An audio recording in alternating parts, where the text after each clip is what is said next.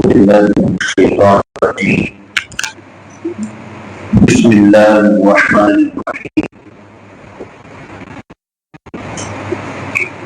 الحمد لله رب العالمين الرحمن الرحيم مالك يوم الدين إياك نعبد وإياك نستعين اهدنا الصراط المستقيم صراط الذين أنعمت عليهم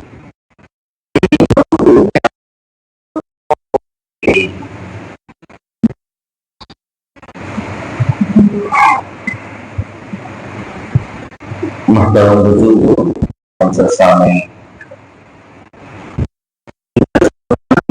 الحمدللہ اس مسجد میں دوسری مجلس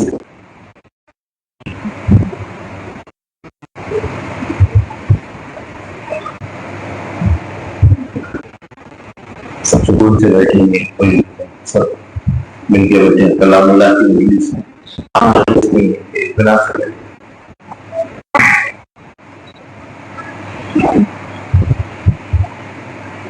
جیسا کہ گزشتہ جمعہ بات آئی، قرآن پاک یہ اللہ کا کلام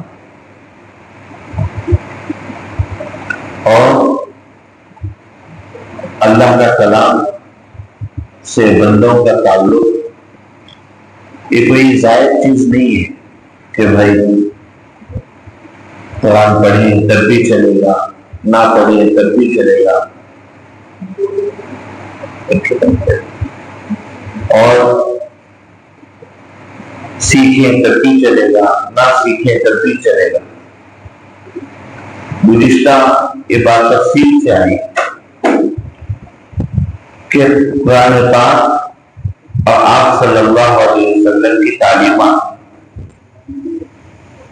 جو وحی کے ذریعے سے ہم تک پہنچی، اللہ تعالیٰ نے اپنا کلام حضرت جبرائیل علیہ السلام کے ذریعے سے آپ صلی اللہ علیہ وسلم تک پہنچایا. آپ نے وہی فرمایا الفاظ کے ساتھ. اب یہ ہماری ایسی ضرورت ہے جیسے آنکھ انسان کے لیے ضرورت ہے، کان ضرورت ہے، زبان ضرورت ہے، ہاتھ کی ضرورت ہے، اس کے آگے کی ضرورت ہے.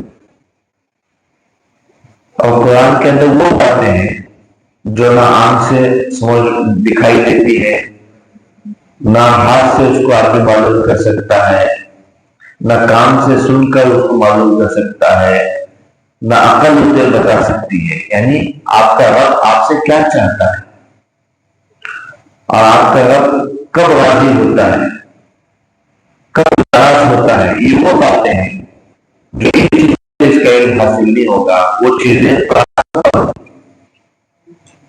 کہ کون سے کام کرنے ہیں، کون سے نہیں کرنے، کون سی چیزیں نیگیٹو ہیں، کون سی پازیٹو ہیں، اس سے معلوم ہوا. تو اس سے معلوم ہوا کہ قرآن پاک کا پڑھنا، سننا، سیکھنا اس سب کی ضرورت.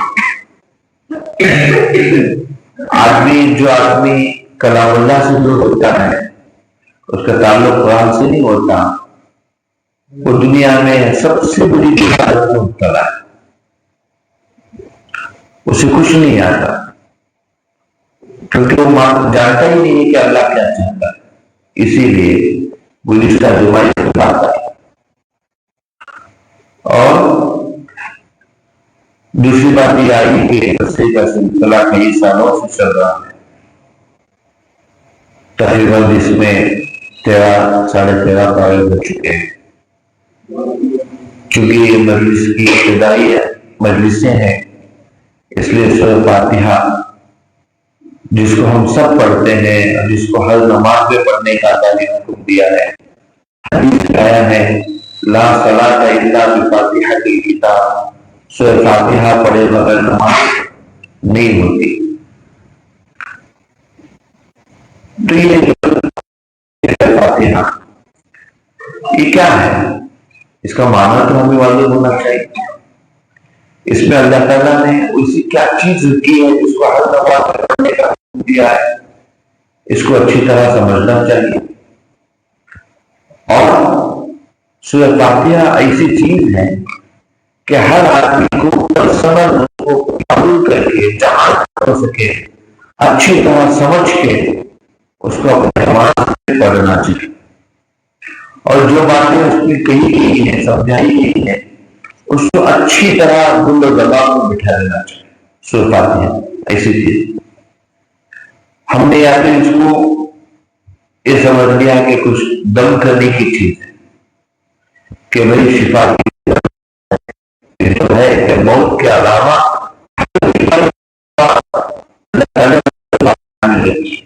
کہ اس کو پڑھ کے اور کوئی ایسا وظیفہ نہیں ہے جو بہت سے ابھی محرم کے مہینے میں بعض پوسٹ چلائے گئے جس میں لمبی لمبی دعائیں بتائی گئی اور اس میں کہا گیا کہ یہ گارنٹی ہے کہ اس میں آدمی موت سے بچ سکتا ہے۔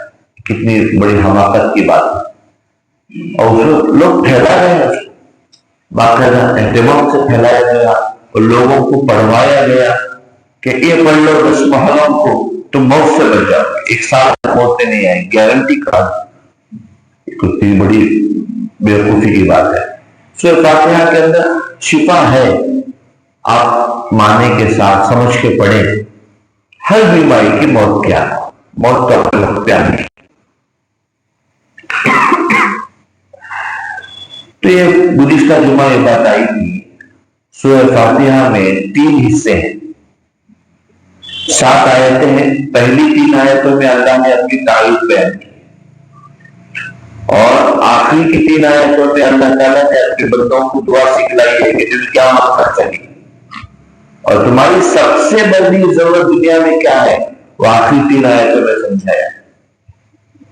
اور بیان کی ایک آیت ہے یہ آیت اللہ اور بندے کے درمیان تقسیم ہے۔ آدھی آیت اللہ کے لیے ہے، آدھی بندے کے لیے، دونوں کا معاملہ درمیان میں۔ اور گزشتہ جو آخری آیت تھی جس میں اللہ نے کہا تھا کہ مالک یوم الدین کے روز جزا کا مالک ہے،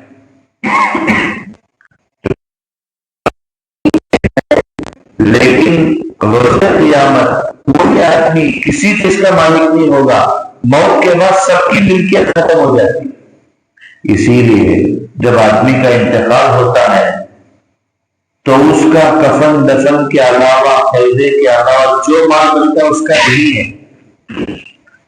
تو جب اس کا موت پہ اس کا مال اس کے ہاتھ سے نکل گیا، اس کی ملکیت سے نکل گیا، اب جو ورثہ کو جو مال تقسیم ہوگا وہ اللہ کے قبضے میں چلا گیا ہے، موت کے بعد اس کا مال نہیں ہے۔ اسی لیے اللہ تعالیٰ وراثت کے مسئلے میں اللہ تعالیٰ قرآن میں فرماتے یوصیکم اللہ فی اولادکم، تمہارے بچوں کے سلسلے میں اللہ تمہیں وصیت کرتا ہے، یعنی یہ مال اللہ کا ہے، اب اللہ تقسیم کرے۔ اسی لیے سب سے خطرناک چیز یہ ہے کہ کوئی آدمی کسی کے وراثت لے، کیونکہ وہ اللہ کا مال ہے، مگر میں آدمی کا بھی نہیں ہے۔ اسی لیے کہا جاتا ہے موت سے پہلے جو کرنا ہے کر لو، کہاں دینا ہے سب کا خیال کرنا ہے، وہ کرنا ہے، جو بھی کرنا ہے کر لو، جو کھا لیا جو دے دیا وہ واپس ہو گیا، جو چھوڑا اس کے ساتھ حشر ہونے والا ہے معلوم نہیں، وہ آپ کے لیے باعث ثواب بنے گا یا یہ والے جان بنے گا معلوم نہیں۔ اسی لیے وہ ختم ہو گیا۔ تو جو چیزیں نکل جائیں اور روز قیامت کوئی کسی کا مالک نہیں ہوگا، کوئی کچھ بھی نہیں کہہ سکتا۔ تو اللہ تعالیٰ پوچھتے ہیں لمن الملک، کس کی بادشاہت ہے؟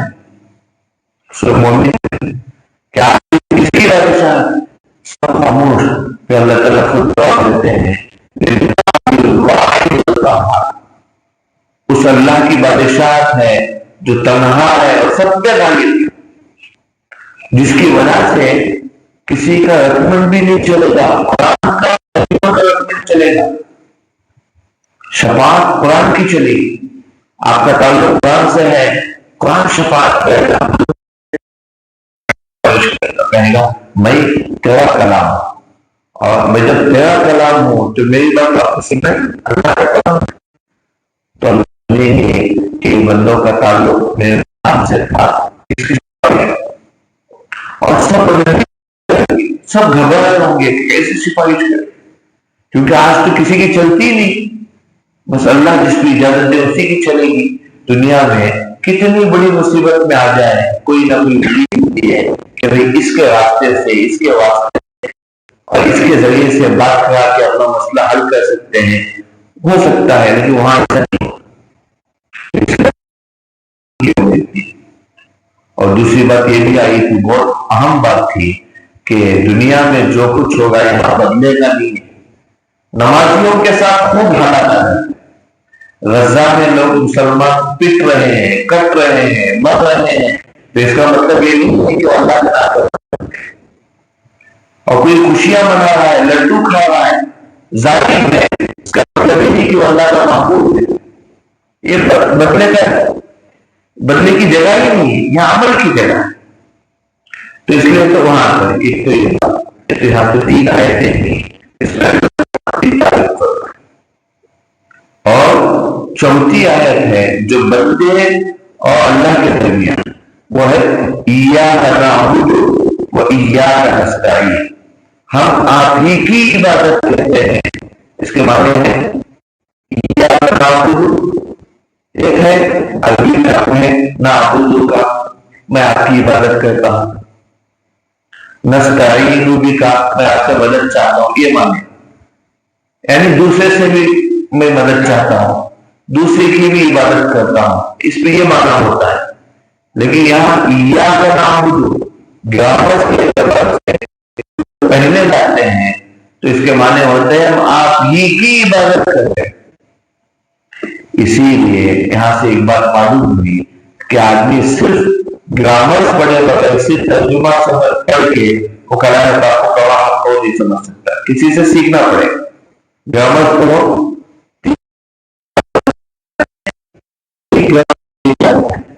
کہ عبادت کی جائے جس کی معنی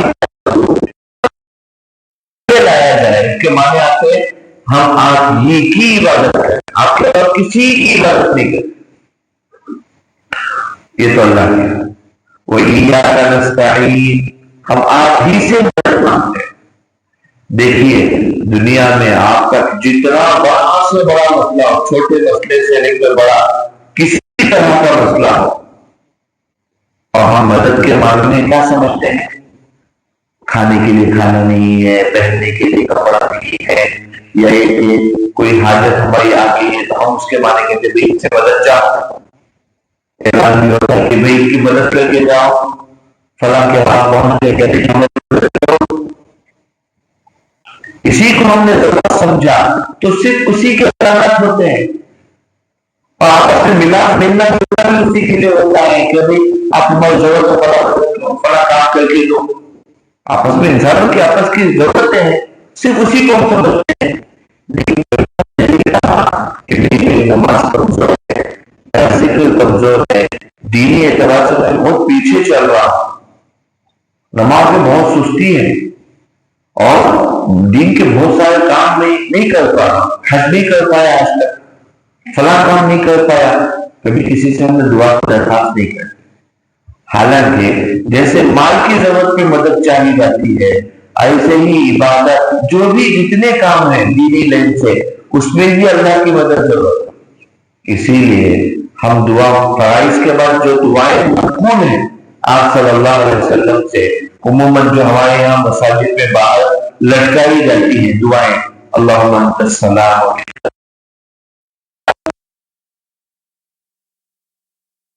اللہم اعنی, یا اللہ اللہم اعنا, ہماری مدد فرمائے, اعنا علی ذکرک و شکرک و حسن عبادت.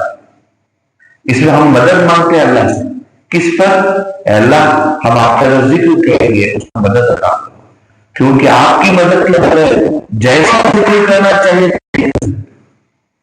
وہ دھیان وہ توجہ, کیونکہ ذکر میں اللہ کی مدد ہونا چاہیے کہ دھیان کے ساتھ پڑھے. بھائی تصویر اس کا نام نہیں ہے کہ آدمی سبحان اللہ الحمدللہ اللہ پر اس کے معنی پہ غور ہی نہیں کرا, الفاظ کا اثر تو ہوتا ہی ہے لیکن ذکر اس کا نام نہیں ہے، ذکر توجہ کا نام، دھیان کا نام، اس کے ساتھ ہونا چاہیے۔ تو یہاں بھی مدد مانگنا ہے، تو ہم ایاک نعبد و ایاک نستعین میں اللہ آپ ہی سے مدد مانگتے ہیں، تو ہم کو چاہیے کہ دینی مدد بھی اللہ سے مانگے۔ فجر میں اٹھا نہیں جاتے، اللہ مدد فرما کے میں اٹھ جائے، فلاں عمل پہ میں نہیں چل سکتا، اللہ مدد فرما کے میں فلاں عمل کروں۔ اور نماز خشوع کے ساتھ پڑھنا چاہیے، ایسی پڑھنا چاہیے، ایسی صفات والی نماز ہونی چاہیے، ایسی روحانیت والی نماز ہونی چاہیے، اور جان والی نماز ہونی چاہیے۔ اس کے لیے اور اچھی نماز ہونی چاہیے، اس کے لیے بڑا کام ہے، بڑا مجاہدے کا کام ہے۔ یہ تو مشکل ہے ہمارے سے، وہ اسی توجہ کہ آدمی رکعت باندھنے سے رہتا سلام تک اسے اللہ ہی دھیان ادھر ادھر نہ بھٹکے، کتنا بڑا کام ہے، مشقت والا۔ اب آدمی کو جب چٹان اٹھانی ہوتی ہے، مدد کی ضرورت پڑتی ہے کہ بھائی آؤ تھوڑا ہاتھ بٹاؤ، کیا میری بوجھ ہے، بڑا کام ہے، وہ اٹھاؤ۔ اور نماز بھی پڑھنا ہے، یہاں کسے بلائے گا؟ لوگوں کی مدد کی تو یہاں ضرورت نہیں ہے، سیدھے اللہ کی مدد کی ضرورت ہے۔ تو اس لیے کہا کہ دعا مانگو، اے اللہ جیسے میں نے نماز پڑھنی تھی اسی نہیں پڑھی، میری مدد کرو۔ اور آپ کا شکر، آپ کی اتنی نعمت ہے، ہم نعمت سمجھتے ہیں کوئی اچھا کھانا بن کے آ گیا، اسی کو ہم نعمت سمجھتے ہیں، کوئی اچھی چیز بن کے آ گئی کھا لیا، اس کو نعمت سمجھتے ہیں۔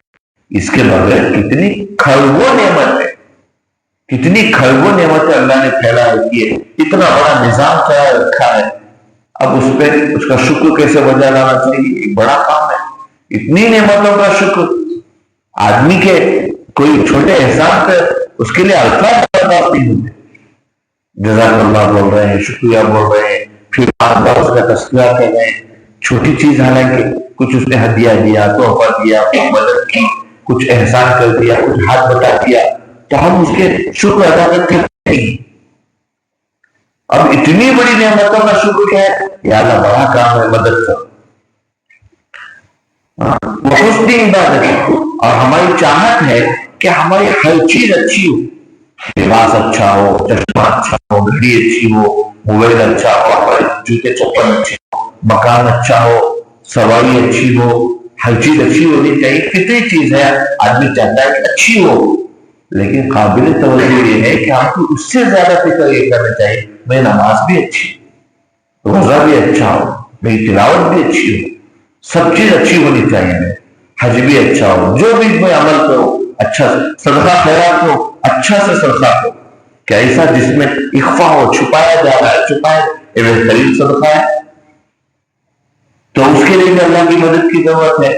تو کہا گیا وہ شکر کا وہ حسن عبادت، اس کے لیے اللہ کی مدد کی ضرورت مانگو۔ تو عموماً ہمارا مانگنے کے سلسلے میں کیا ہے، چیزوں کے سلسلے میں ہم تو مدد کو جانتے ہیں، عبادت کے سلسلے میں مدد کو ہم نہیں جانتے۔ تو اس لیے اللہ نے کہا ایاک نعبد و ایاک نستعین۔ دیکھو جب آدمی اس ایک آیت کو دل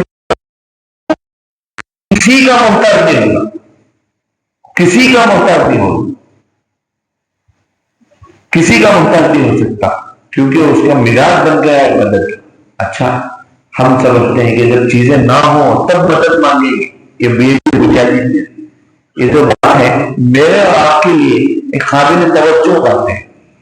ایک تو کیا ہے کہ ہم مدد کب مانگتے ہیں جب نہ ہو، نہیں سارا انتظام ہے تب مدد مانگو، کسی کی ضرورت نہیں، سفر کرنا ہے سارے انتظامات، آپ کا ریزرویشن بھی ہو چکا ہے، سیٹ بھی بک ہو چکی ہے، فرسٹ کلاس ہے، سارا نظام بھی ہے، سواری بھی بڑی بھاری ہے، زبردست قسم کی ہے، کوئی ظاہر میں رکاوٹ نہیں۔ اب مدد مانگے، اللہ آپ کے پہنچانے سے ہم پہنچ سکتے۔ ایک تو آدمی کب مدد مانگتا ہے، نہیں ہے تو تب تو سب مانگتے ہیں، چیختے ہیں، چلاتے ہیں۔ ایک تو سارا انتظام ہے، پتہ نہیں کیا ہو جائے، پتہ ہی نہیں لگا دنیا کو کیا ہو گیا، پتہ ہی نہیں لگا کیا ہو گیا، بس اللہ کی مدد نہیں مانگی، اس کی مومن کی توجہ اسباب پہ ہو گئی۔ اسباب اپنانا چاہیے، سب ہونے کے بعد مدد مانگنا چاہیے، یہ ہے بندگی، اس کو کہتے ہیں بندہ، تو بندگی تو ہے کہ ایسی صورت میں مدد مانگے۔ بات سمجھ میں آئی؟ بہت اہم باتیں ہیں۔ یہ سورۃ فاتحہ ایسی چیز ہے، جیسا کہ میں نے کہا، اگر آپ اس کو تو آپ کو کسی کے سامنے محتاج آپ کے ہر کام میں آسانی پیدا کرنے والی صورت۔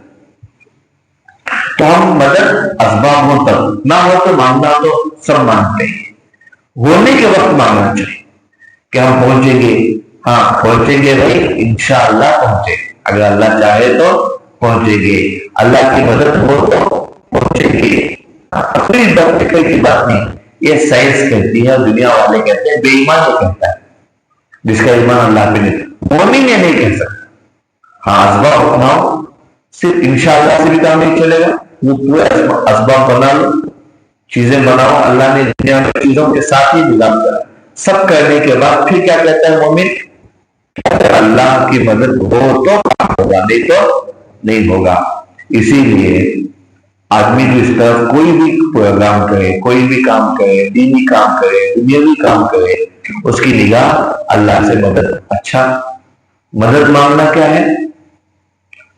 مدد کیا آپ بیٹھے ہیں، وضو کر کے آئے اور وہاں پھر دعائیں مانگے تبھی مدد آئے گی؟ نہیں، علماء اس سلسلے میں اتنا آپ جا رہے اللہ سے باتیں کرتے ہو، کیا اللہ سے باتیں کرتے ہو؟ اپنی ضرورتیں، اب چپل حدیث میں آیا ہے کہ بھائی چپل کا تسمہ ٹوٹ جائے اس کو اللہ سے مانگو، مدد کی ضرورت ہے۔ اور پیسہ سب کچھ ہے، آدمی جا رہا ہے، نہیں، اللہ سے مانگو، اللہ چپل سلوانے کے لیے جا رہا ہوں یا نمک لانے کے لیے جا رہا ہوں، یہاں تیری مدد کی ضرورت۔ اب اوپر بیٹھو گے، اوپر بیٹھو، بلال اوپر بیٹھو، مدد مانگنے آدمی جا رہا ہے، تو یہاں بھی کیا سمجھ میں آتا ہے؟ یہاں مدد کی کیا ضرورت ہے؟ نہیں، ہو سکتا ہے نمک ہے، کم چیز ہے، ہو سکتا ہے کہ دکان بند ہو یا جانے کے بعد سب چیز ہو، وہ چیز موجود نہ ہو، کئی حالات آ سکتے ہیں، اور جانے میں جا رہے ہیں لیکن گاڑی میں پیٹرول نہیں ہے، کئی چیزیں آ سکتی ہیں، کہا کہ یہ بھی چیز مدد مانگتے۔ ہسپتال جا رہے ہیں، جاتے جاتے موقع نہیں ہے، نماز پڑھنے کے بعد دل میں مدد مانگتے ہوئے، اللہ آسان فرما دے، آسان فرما دے، چھوٹے میں مسئلہ حل فرما دے۔ اسکیننگ کتنی اسکیننگ نکل گئی پتہ ہی نہیں لگ رہا، پہلی اسکیننگ نکل رہا، اللہ مدد فرما دے، جو مرض ہے وہ سامنے آ جائے، اللہ مدد فرما دے۔ دیکھو یہ بندگی، دیکھو سمپل نظر آئے کہ کسی کا ماننے والا غلام ہے، یہ بندہ ہے، یہ غلام ہے، یہ کسی کو مانتا ہے، کسی کو اپنا بڑا مانتا ہے، تو یہ مدد مانگنے کے لیے صرف اچھلنا اچھانا یہ ضروری نہیں، اعلیٰ درجہ یہ ہے کہ آپ صلاۃ الحاجت پڑھیں، دعا مانگے، اعلیٰ درجہ ہے، ورنہ راستے میں جائے جو بھی کام آتے جائے آپ اللہ سے مدد مانگتے دل میں دعا کرتی جائیے، یہ اللہ تو آپ کے بڑے بڑے کام اس میں آسان ہو جائے، مانگیں گے انشاءاللہ۔ تو یہ مطلب ہے اس صورت میں بار بار سکھایا جا رہا ہے، اور نماز کی ہر رکعت میں اس کو پڑھا کے کہا جا رہا ہے کہ تمہاری ضرورت ہے، مجھ سے مدد مانگے۔ اسی لیے حضرات صحابہ، حضرات انبیاء سے لے کر حضرات صحابہ اولیاء اللہ کسی کے سامنے نہیں، کسی سے نہ متاثر ہوتے تھے نہ کسی سے مدد مانگتے۔ حضرت عبداللہ ابن عباس سے حضور صلی اللہ علیہ وسلم نے کہا اذا سألت فاسأل اللہ، اے بیٹا جب کسی سے سوال کرو تو اللہ سے سوال کرو، وَإِذَا اسْتَعَنْتَ فَاسْتَعِنْ بِاللَّهِ، چھوٹے بچے ہیں پیچھے بٹھائے ہوئے ہیں، حضور کہے اے بیٹا یا غلام، اے بیٹے اذا اسْتَعَنْتَ فَاسْتَعِنْ بِاللَّهِ، ہم بھی اپنے بچوں سے گھر بھی ہو اللہ سے پوچھو۔ ایک چیز ہے آپ عادت کی چیزیں ہوتی ہیں، پانی پوچھو، کھانا پوچھو، یا یہاں نہیں کہنا چاہیے جو بھی کھانا اللہ سے پوچھو، ایسا نہیں، ایک آدھی چیز ہے، اس کے کامن چیزیں ہوتی ہیں، لیکن ایسی چیز جو نہیں ہے تو ہم بچوں کو کہنا چاہیے اللہ سے پوچھو، اللہ سے مانگو، وہ تو مل جائے گی۔ بچے کہتے ہیں کہ ہم کو بھی ویسا چیز بنانا چاہیے، ہمارا مانگنا بھی ہونا چاہیے، ہم کو گاڑی ہونی چاہیے، فلاں ہمیں بھی ہونی چاہیے، تو کہیے اللہ سے مانگو، اور فلاں سے اللہ سے مدد مانگو۔ ایگزام کا موقع ہے، ہم نمازیں چھڑواتے ہیں، حالانکہ بچوں کو کہنا چاہیے ایگزام آ گیا اب اللہ سے مانگو، مدد مانگو، पढ़ो, अल्लाह से मदद मांगो। कितना अच्छा ख्याल, कितना बुनियादी अकीदा इसकी सूरत में सिखाया जा रहा है। और मदद मिलने और हासिल करने का आसान तरीका क्या है? जुल्म आप पे हो रहा है, बहुत ज्यादा जुल्म है, आप परेशान है, कैसे इसके जुल्म से बचा जाए, कैसे इससे नजात हासिल की जाए। तो अल्लाह ने कहा, या अय्युहल्लज़ीना आमनू, ऐ ईमान वाले, मुझे मदद मांगो दो चीजों से, बिस्सब्री वस्सलाह, सब्र करो। देखिए बहुत अहम बात है, अल्लाह ना करे कि हमको कोई ताकत मिल गई, अब अपनी ताकत के तौर पे किसी करते हैं, अगर उसने उसी वक्त आपका जुल्म का बदला ले लिया तो खैर बराबर हो गया।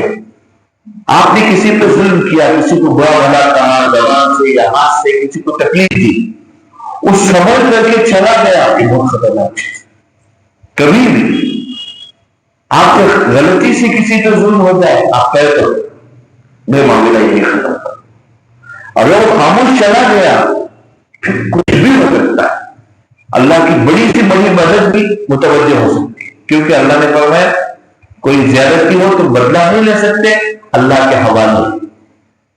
तो ये बड़ी खतरनाक चीज है। आप तय पकड़ उसको किसी तरह बदला कि भाई यही काम छुड़ा लो। जैसे आप ट्रैफिक पुलिस के पास है, कोई अपने मालगाड़ी में कोई किसी उसे केस मुकम्मल करो, हादसा हो गया, एक्सीडेंट हो गया, वही तो हल कर लेते हैं, कोर्ट कचहरी तक ना जाए, यही तो हल हो गया। तो ऐसे किसी पे जुल्म आपसे हुआ गलती से, जानबूझकर तो जालिम नहीं बनना चाहिए, तो गलती से हो गया, वापस चला गया, खतरनाक, क्योंकि अल्लाह की मदद आती। तो मदद हासिल करने का चाहते हो कि मुझ पर जुल्म हुआ, इसका बदला लेना है, सब्र करो, मदद आएगी। और वस्सला, और दूसरा मदद हासिल करने का दूसरी सूरत नमाज। कितनी बड़ी परेशानी, आप नमाज समझ घर में अचानक आग लगी, अचानक अस्पताल का इंतजाम जाएगा, दो चार अहबाब घर में है, किसी को बिठा दिए, एक आदमी की तो मुसल्ला बिछा दो, एक आदमी को वजू करके फौरन मुसल्ला बिछाए। तुम सवाल तो अपने हंडिया से कहो, अपनी बेटी से कहो, अपने बहन से कहो, अपने बेटे से कहो, जो भी हो उससे कहो, या कोई अपने दोस्त अहबाब है उनसे कहो कि भैया तो तुम संभाल लो, तुम मुसल्ला बिठा के दौड़ का काम। इसीलिए हमारे यहाँ कहा जाता है कि मस्जिदों को खुला रखो, फराइज तक नहीं है। हजरत साहबा के बारे में लोग सुनते हैं, मस्जिद आबाद होती, क्या था, जरूरतें थी घर में, कुछ भी परेशानी आती, कोई बीमार हो जाता, फौरन आके वजू करके आती, किसी को बैठ के नमाज पढ़ने का। हमारे फराइज के बंद हो गए, इसलिए मस्जिद को सीधा साधा रखें, खुला रखें। इतने साल के बाद ये बात हमें समझ में आई कि मस्जिदें खुली रहनी चाहिए, कि आखिर कोई भी बंदा यहाँ बैठ के नमाज पढ़ के दुआ मांग सके, ये नहीं होना चाहिए। हाँ, कोई इस्तिंजा वगैरह के बहाने से कि कोई ये ना कर दे, इसलिए करते हैं, उसका तो किसी तरह मसला हल करके मस्जिद खुली रहनी चाहिए। तो कह रहे हैं कि अचानक दीवार सबका सब घनाना भाग रहा है, नहीं, अच्छी चीज नहीं है कि एक आदमी को मुसल्ला बिछाए, नमाज पढ़े और अल्लाह से मांगे, अल्लाह मसला हल हो जाते हैं, मसले आसान हो जाता है। ये हजारों रुपए का काम है। तो ये मदद से मुताबिक चीजें हैं। या मदद दो चीजों से, सब्र कर लो मदद आएगी, जवाब में कुछ ना करो, या नमाज पढ़ो मदद आएगी, दो चीजें हैं। और मतलब मौके नहीं है, दिल अल्लाह से दुआ करके जाओ, कोई भी चीज ले जाए। तो इंशाअल्लाह काफी वक्त हो गया है। तो ये मदद से मुताबिक थी ये बात है, इसको हम दिल और दिमाग में बिठाए और ये सब मौकों पर मरहलों में अल्लाह से मदद मांगे। बाकी आयतें भी है, इंशाअल्लाह अगले हफ्ते इसको बयान किया जाएगा।